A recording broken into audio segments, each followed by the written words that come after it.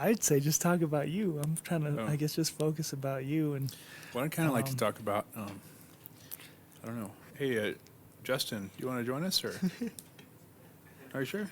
well, we Okay. did give a shout out to Justin earlier for letting us use the space. And today's drink is Chai Town, and we got a smoothie. What's in the smoothie? Wild berry, banana, and yogurt. Wild berry, banana, and yogurt. It's good. I mean, I needed it. Yeah. 10 out Feel of 10. better. Recommend.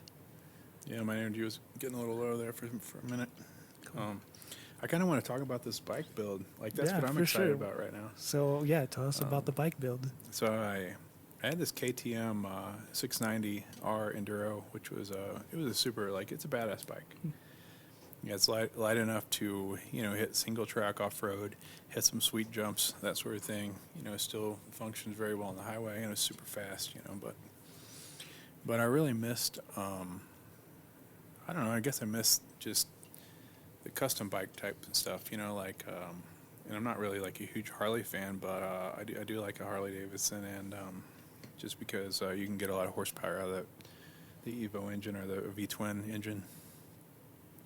And it sounds mean and whatever, but I think people take it a little far sometimes. Like, hey, let's rev our engine up all the time for no reason. Like all that Just stuff. to make it sound mean Yeah. when it's really not. Yeah, exactly. Or I mean, maybe it is mean, but it doesn't mean I want to hear it. Like 24/7. But I think again, it goes back to that mentality. Of not having anything to prove anymore. All the things that I do and the challenges that I've put before myself, those are things for me. It's not for anyone else. Like, if you don't like what I'm doing, then keep scrolling, or don't go around me or whatever. I mean, it's cool with me. But this bike, anyway, I traded the KTM for a 1200 Sportster. It's a XL 1200C. It's a custom. So that means it has a lot of chrome and things like that on it. But it's really low miles, almost brand new. Yeah, it's a 2012. But I've been collecting parts here over the past month, and right after the herd show, I'm going to set up, and I'm going to transform it completely into something different. Yeah, I'm probably going to powder coat a lot of parts, give it kind of a darker look and feel while keeping the chrome to contrast with the darkness. Yeah. Doing a stage 1 upgrade, freeing up some air movement in the engine with a low flow air cleaner or a high flow air cleaner, and then exhaust. I'm also going to be doing a tune on the electronics, which is cool because these bikes are now fuel injected, so you can go in and you can reset the maps for everything in there, like how much fuel, the air fuel mixture, like everything, and you can pull quite a bit of horsepower out. I don't know anything about bikes. Oh yeah. But yeah, how did you start getting into bikes? I don't know. Again, I feel like it always goes back to my childhood. I used to. I got into working on vehicles and motorcycles. I didn't really work on motorcycles when I was younger, just because, again, I grew up poor and I couldn't afford a bike. And the first bike I got, it was probably, I don't know, around 2010, which I still didn't have a lot of money, but I was able to buy something old and used and rebuild it.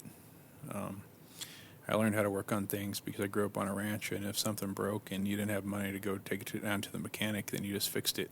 Yeah, and nowadays you can look on YouTube. Right. So I feel like now there's really no reason to say that you can't do something. Because, I mean, you have the internet. If you don't know, knowledge-wise, what the steps are, I mean, Google it. Right. You know what I mean? Yeah. And then, I don't know, I don't really say the word can't, because I feel like it's a really bad habit to get into, because I grew up and my mom told me that I could do anything in the world that I wanted to. I just had to figure out how, and I believed her. So I don't know, man. That's how it is. Yeah. Mm-hmm. But I guess I first started getting into bikes there in 2010. I was going through a really hard time, and I got this old bike. It was a old Yamaha XJ750, like 1982. Yeah, but they have an inline 4-cylinder engine, which makes a ton of power. Yeah, and they redline at like 9,000 RPMs or something. So it's like a sport bike engine in a like, cruiser style motorcycle. Yeah. But anyway, I just took my angle grinder and my torch and I cut that thing up and put it back together in the way I wanted it. Yeah, it turned out really awesome. Did you Google that too, or you just or you already had some of that no, knowledge? I feel like that was probably 2008, 2010. So it was probably like looking in a magazine, and not really like looking on Google. Even though I'm sure I did look on YouTube for stuff. Yeah, yeah. And you just got all that knowledge from like rebuilding. I don't know. Do you ever feel like that you can do something or you know how to do something and you don't know how that you could possibly know how to do that? Yeah. Like whether it's genetic memory or some weird thing like that. Mm-hmm. Yeah, but I don't know. It just seems like some things, that you can pick them up and they work for you. Yeah. That's kind of how it was with you. Just like you're like, okay, I think I can do this, and tried it out. With a lot of things. Yeah. But have you had experiences like that where there's just things that like, you just pick it up and it works for you, or it goes I mean, I don't know. Like maybe like sometimes like graphic design stuff. Like I'm getting into like Illustrator. I've been like into Illustrator for a while now.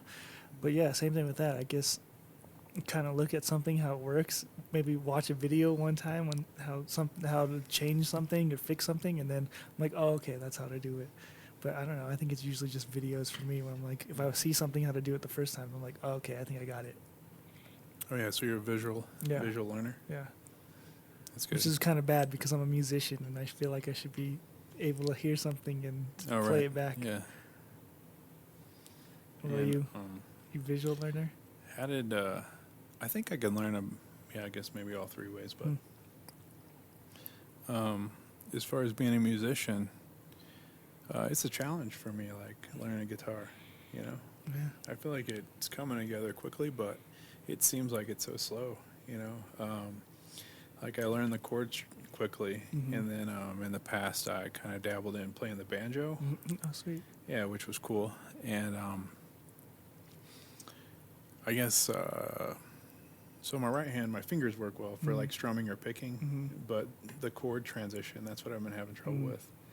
Yeah, and they say, okay, just think in your mind of what chord you're going to transition to before you go. But then, like, I'm like, shit, I'm still like, trying to do the strumming pattern and like all this other stuff at the same time. So, yeah, I think that like for me, like the best way is to like I guess do that, visualize the chords that I want to play, and then focus on strumming. Or like another thing is like just act like you're strumming and then just do the chord. Don't really like play it. Just I don't know. Focus more on the chord first. But that's if you're playing someone else, or what's that? Because if you're the only one playing and you stop strumming, then everyone's gonna know. That's true. Yeah. Or do it while nobody's listening. So there's that practice, right? I'm gonna start watching your videos, your shows, and be like, hey, is he stopping strumming? I'm not really playing. I'm just playing chords. There's times that I've done that though, where like I've done like gigs where they're like, okay, let's play this song, but I have no idea what the song is, so you kind of just wing it. Or there's times where I'm like, I don't know what I'm doing, so I won't even play. I just look like I'm playing, just fake play. Yeah. I'm sure though, like you said, you've been playing for like 10 years now. Yeah. I'm sure you can probably like kind of listen and kind of pick for it sure. up And like quickly. I said, like jazz for sure. I think learning jazz for me was like kind of big because we did a lot of like listening to like notes and stuff like that. So it helps for sure when I like play a gig with somebody I don't know and they're like, we're gonna play this song, it's in this key and it's a 1-4-5. Then you're like, oh, okay, like I don't know, there's like a weird numeric system with chords and in keys. So like having that knowledge for sure helps playing, or even just listening to where you think the chord is gonna go in your head and then taking a guess, and then you're like, okay, that was right or that was wrong or something like that. Yeah.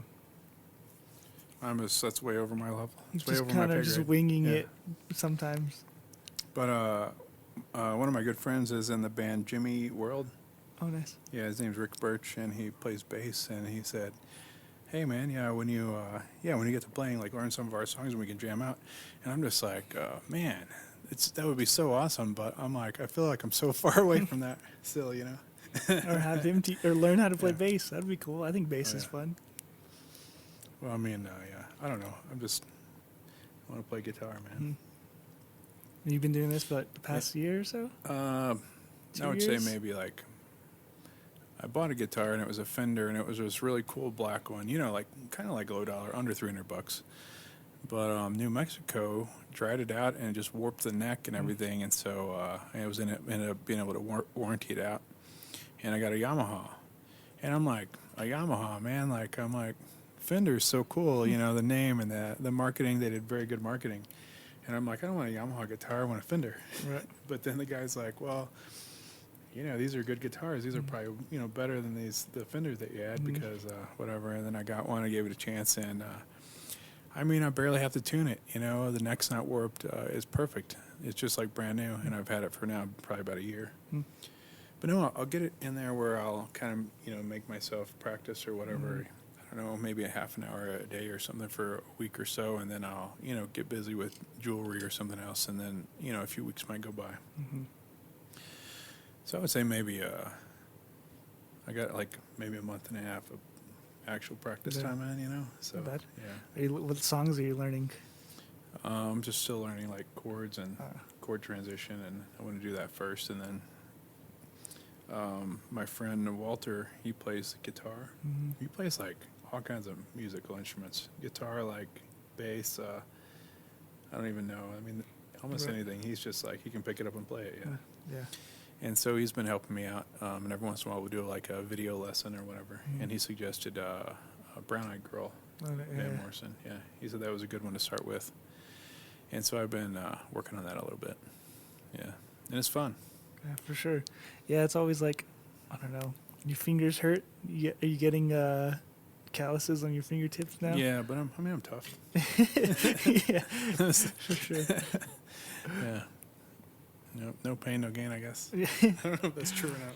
But. Yeah, I don't even remember like starting to play guitar and getting calluses. I think they just kind of just happen, or I don't know. There's times where I'm like doing a solo for like a video or something, and like my fingers are just torn up from just bending strings. It's kind of crazy. Oh, yeah, I'm sure. Yeah. Sure, yeah. Yeah, I know I've had some finger soreness, but not too bad. Yeah, not too bad. But it's been a good time. I'm excited to continue to learn. You can start going to open mics here in Santa Fe. Yeah, I might, you know, might be a little while before I work myself up to that, but yeah. Yep, and I'd like to learn how to do slide and all that. Yeah. I told myself once I learn how to play my first song and I can play it completely, you know, and correctly, then I'm going to buy a new guitar. What's your next guitar? What do you want to get? I don't know. I was looking. Epiphone makes a Les Paul Black Beauty. Oh yeah. Are you familiar with that? Yeah. And I just discovered that the other day, but I kind of like that twangy, like outlaw country type sound. You got a Telecaster or something? People were saying I should get a Telecaster. Yeah, and I'm still just kind of learning on what all these words even mean. So. Right. You know, that's where I'm at with that. I'm like the same way how you're talking about bikes. Like I know about all these guitars and like the brands and like models, but then when it's like bikes, I don't know anything.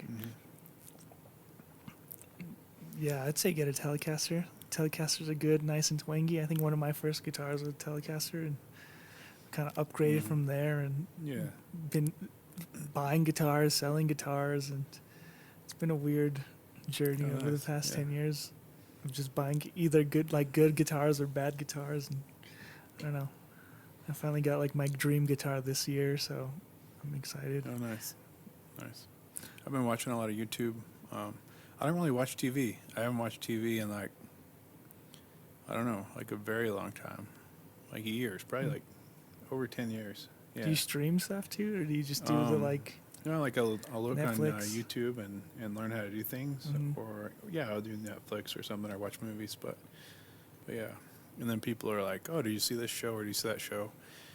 And what? No, I haven't. I haven't seen it. You know, I've been busy like living my life. I don't really.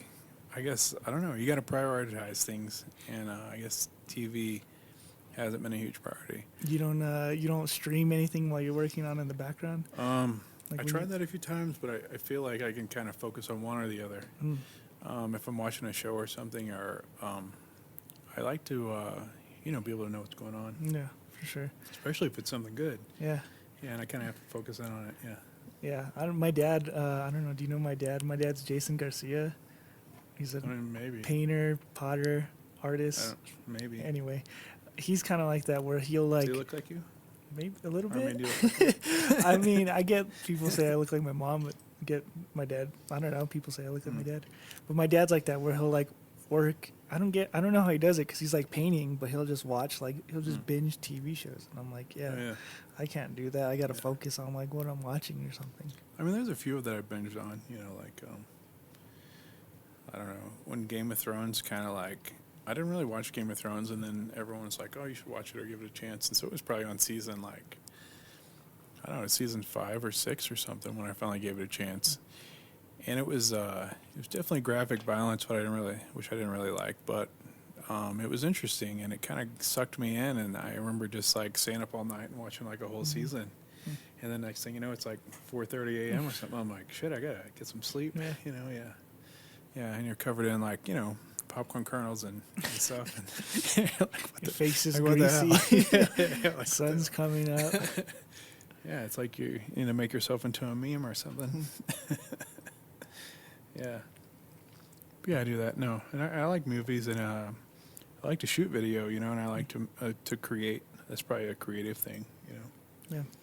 And I'm also building this badass Toyota 4Runner. It's a first generation 1988. It's the first SUV. And so I've been working on that, building something really cool. Yeah, I think I've seen some of that on your Instagram also. Yeah. Those are the things that I really love to do. I would say that's my passion, because I can just go outside, lay in the dirt, turn a wrench, and I don't have to stress out about it. And I feel like that's kind of an outlet for me. Yeah. Sure. No one's there being like, hey, when's this going to be done? Why isn't my order finished? Or, whatever. Yeah. Yeah, you can Deadlines. just chill out. You just finish whenever you finish, right? Yeah, exactly. Yep. So that's a good time. Someday I'm gonna have an actual garage, and so right now I just have the open air garage. So if it's raining or snowing or windy or cold, that's what you get. You just gotta, kind of work around it. Sure. Yep. What are we? Yeah. Like, I don't know. What are we on time? What's that? Just keep going. Yeah, I don't know if we have a time goal or not, but yeah. 10 minutes. What else do you want to talk about? I don't know. Let's see. There are a lot more things, but. 15 minutes.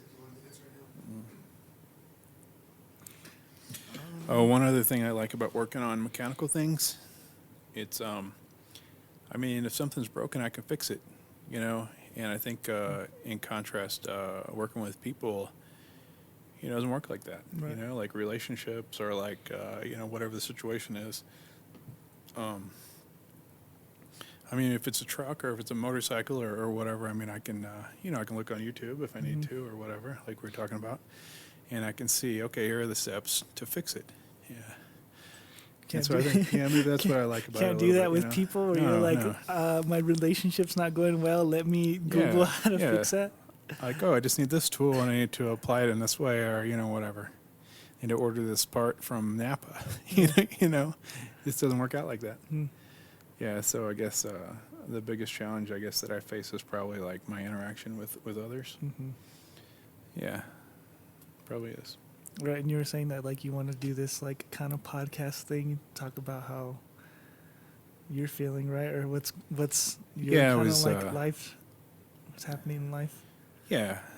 Well, I came in here to remix, and then I was talking to Justin about some stuff, and then I don't know, somehow the idea just formulated that maybe I should do some type of a podcast or something like that to kind of like, I guess talk about these things. Mm-hmm.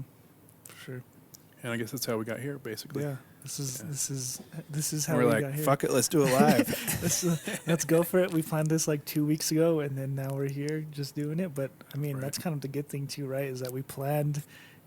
I guess that was our mission to do this kind of podcast thing, and then do it. And now we're actually doing it. Yeah, for sure. And I'm kind of feeling the pressure from the Herd Museum show. It's coming up in, let's see, 2 weeks, Well, 3 weeks. Yeah. No, it's first weekend of March. So that is, I have about a week left to get things done. And usually, it's a very stressful time for artists right before a show. You know, you're trying to get things done that you meant to get done like 2 months ago, but 2 months ago you were, getting ready for another show, or you were filling people's orders, or you were, doing this, or you were doing other things that aren't related to work. Like 80% of the things I do, I guess, for my business, they're not actual silver work. You're like the janitor, the art designer, the janitor, like the dishwasher. You're like right. It's like I've seen the tax person, some meme where it's like exactly marketing. It's like sales. you running your own business, Yeah. or like, and then you're the one doing all that stuff too. Yeah. So that's that's been a challenge, just trying to get everything else done and still make time to actually fill people's orders. Yeah. Is there any like one part of like the business side that you really love? I mean, I love doing the actual work, like Right. creating and making the items. That's what I love. What about your least favorite? My least favorite, I think everyone's least favorite is typically going to be paperwork. Yeah. I think it's just dealing with customers, honestly. And I mean, I appreciate everyone except for you. You're an asshole. No, I mean, but seriously, yeah, but no, there's like 99% of the people that I work with, I mean, they're super cool, and they're super appreciative. And they understand, the way art goes. It's like you're taking all this energy from all these places, right? And you're putting it into this piece for them. Yeah, and you want to do that under, like, I think, positive energy. You want to put positive energy in their piece. And so just trying to, like, okay, block this, block that, grab this, pull this in, and then push it all into this piece. I really love that about it. And 99% of the people I work with, they're so appreciative and they're so happy, to be able to get a piece of jewelry, that has gotten that good energy. And then, of course, there's a few who are just like, I mean, super difficult to deal with, I guess I would say. Yeah. And so those people, I mean, I put their order on the bottom of the list. I mean, I'm not going to lie. Yeah. The more someone harasses me, the more someone is an ass to me, or, whatever, after the fact, I'll bump their order down because, number one, it creates negative energy in my life and it creates stress, and I don't want to work on it. Yeah, so I'll push it back. And then there are other people who are so cool about everything, and, those are the people who I'm going to get their order done first. Yeah. And I mean, I don't know. I guess if I make things and you don't like it, or you don't like the way I do things, then go to Walmart. I mean, they have a good return policy. You know what I'm saying? Yeah. But no, I mean, I love what I do, and I'm doing it because I love it. Not because of any other reason. So yeah. But yeah, I really appreciate my customers, and they're so cool. Like, most of them are so cool, and I'm excited to go to the Herd because, I'll get to see some other artists that I haven't seen in a long time, and customers, that I haven't seen in a while, And it's always cool to see people walking through the Herd, and they're wearing your jewelry, or whatever, and I'm just like, wow, that's really awesome. Yeah. Do you want to plug where you're at in the Herd? What's your I'm booth at number? Booth H1, but Native American Art Magazine just did a 6-page feature on me. And so that magazine will be available. It should be available right now on newsstands, and then they should have them at the Herd too. It's the Herd Museum issue. It's a February-March issue. But that has more information and my booth number and everything in there. Yeah. Cool. Yeah. Well, maybe we'll see you at the Herd because, like I said, I just got a new job working at the Bowl Cultural Center. So maybe they'll send me. I'm really interested in that, honestly. I heard they had jewelry classes and stuff. Yeah. They got jewelry. They got pottery making. I think they got like weaving, or not weaving. What is it? Like underwater basket weaving? No, like, Okay, I don't know. Sewing. I don't know. I should know, but I Knitting? not knitting. I think it's like, I don't know. So I don't know. It's not sewing. I can't think of what it is. But It's not my area. I don't know. I should know. I should know that I'm working Not there, but they don't. If there's no horsepower or danger in it, then count me out. Well, they have jewelry, so But that's what I was thinking about too, because I took jewelry when I was like in high school over there at the ball, and I enjoyed it. It was fun, but I haven't done it in like 12 years, maybe 10 Oh, yeah. years. So I think now that I'm working there, It's like riding a bike, only Yeah. you don't have to pedal or. yeah, you know the basics, but need a little refresher. So, I don't even know the basics. That's why I'm like, hey, maybe I could take some classes over there and like learn how to solder or something, you know? I mean, like, yeah. But no, I really have had no formal training as far as. did you Yeah, just jewelry, just went into it? You kind of just Yeah, I guess honestly I did. I mean, I understood the concepts of, putting things together. And, well, growing up on a ranch, like I said, I've been fabricating and, rebuilding things since I was a kid, basically. I learned how to weld when I was probably maybe 12 or something. So, yeah, been building off-road trucks, built motorcycles, like I said, and so it seemed like just pretty straightforward to me, just soldering is type of welding, so, yeah. And I love technology and I love new tools, and if there's some cool new way to do things, then I want to learn how to do it. Like 3D design, I've been learning how to do that. Kind of self-taught on that. Yeah, it's been awesome. Do you do like the tufa casting or anything like that? Yeah, I started out tufa casting, and I still do tufa casting. I'm just trying to use as many different techniques as I can and combine them into, like, say, one piece of jewelry. Like, what if I did a piece and I did the base of it could be like a tufa cast, like bracelet form, right? And then I might 3D print something, and then lost wax cast that and have that as a component. Might do some lapidary work, take a stone or whatever, cut it down, make a cab, put it on a certain way. Yeah, just different things like that. Yeah, fabrication, I mean, I like it, but it's like, I want to do things that I don't know how to do, or things that challenge me. And so, and I don't want to keep doing the same thing over and over and over again. Yeah. When I first decided to become a jeweler, or I don't know if I would say I decided to become a jeweler, but my goal was to make some jewelry, or make something cool. And so I came to Santa Fe and came to the Southwest, and I went around to all these galleries, and I looked at different pieces. And I would go into a gallery, and you would see the same piece like over and over and over again, like hundreds of them, thousands of them. The stones would be on this piece, and they would be arranged in a different way, but it was very, very similar. And I didn't want to do that. So I think it was down in Shiprock at a little gallery down there, and I happened upon some work by Aaron Anderson. Oh, no, this was in Cortez, Colorado at Notadene, the gallery there. No. My aunt worked there, but anyway, Cortez, Colorado. Just on like a, I don't know what you call it, walkabout, like adventure, a little couple weeks of adventure I went through there. I have some family up there. But anyway, it had the tufa stone mold, and then it had Aaron Anderson's tufa cast piece on top of it. And he had gotten with someone and gotten some really high-grade turquoise Lone Mountain or something, and it was on there. And I was just like, wow, that's so different than anything else I'd seen up to that point, and I was really interested in learning how to do it. Yeah, that's kind of how I got into tufa casting. Great.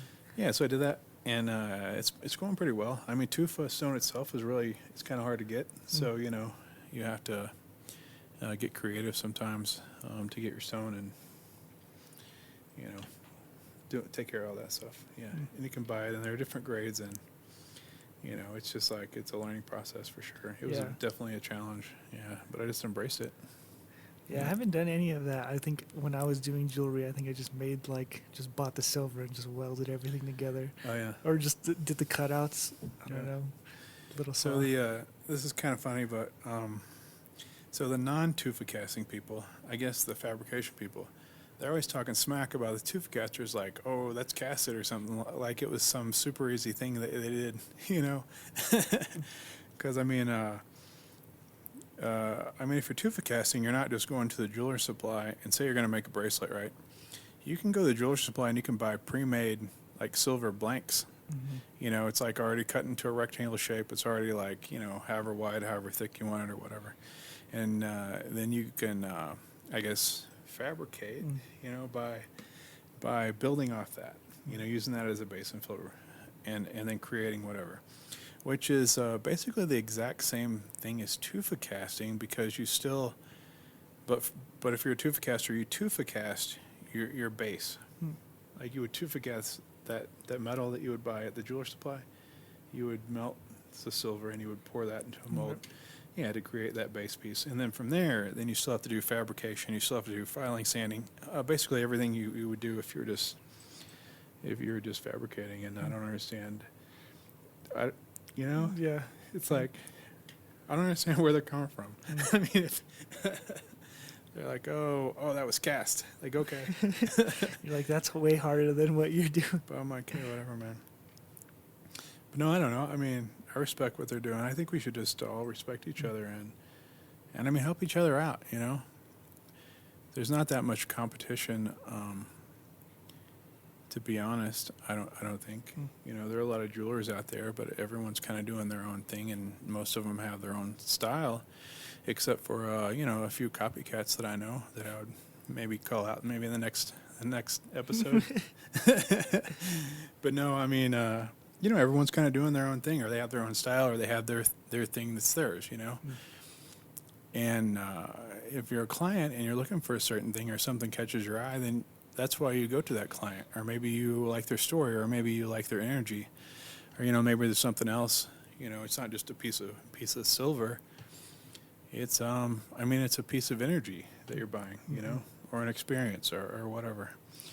And so I think if you look at it like that, then everyone kind of does different things, and so there's no reason we shouldn't be helping each other out. I've tried to help people on the business side because I've had experience in business, and I've had a few successful businesses in the past. And I don't know. It's like people think you're trying to scam them, or people just I don't get it. But kind of blows my mind in a way. You know. Because you can be super great at art, but if you don't know how to market it, you don't know how to run your business, then you're not going to be successful. Mm-hmm. Yeah, unless you get discovered by somebody super famous or something like that. Yeah. Cool. Not saying it can't happen, but I'm saying if you just learn how to do it correctly and put the work in, I mean, you're almost guaranteed to be successful in whatever you're doing. I feel like that was a good last kind of quote talk ender. Okay, well, I guess usually what I do too is where can we find you on social media? And you can just Google me, Jeff DeMent. My Instagram, Facebook, YouTube. I have a YouTube channel. I just got TikTok like last week, so I'm still learning how that even works, but it's all the same. I just use my name because here's a little tip. So if you're an artist and you're creating a business, because you're like, okay, I'm going to be an artist and I want to create an LLC to protect me or whatever. And then you make up this super awesome name, right? That's just like significant for whatever reason. But then people don't find you because, like my name is Jeff DeMent. And when I first started this, people told me like, hey, you need a cool business name. And so I created DeMent Metalworks. And so then I would have people come up like, hey, check out this bracelet. Oh, you're an artist? Cool. Check out this bracelet. It's made by DeMent Metalworks, right? And I'm standing right there and I'm the artist and I'm like, oh, okay. Like, cool, But they don't associate your work with you because they associate your work with your business name. So I think if you're going to be an artist or if you're going to do a thing like that that's personal or create your brand as part of your person, then you need to use your own name. Cool. Yeah. Well, everybody. Anyway. Follow you. Yeah, Instagram. but I was saying, all my social media, I just use my name and my website's my name, so you can just Google it and it'll come right up. Yeah. Cool. Well, thank you for being here and sharing your story and sharing your creativity and being here in this space for sure. I was going to do a little song and dance number, but I think I'll maybe wait on that. And I guess we'll end it there. So thank you, people, for watching. Big shout out to Justin over here at Remix. Come by Santa Fe, get yourself a Chi-Town and a smoothie. And we'll see you next time.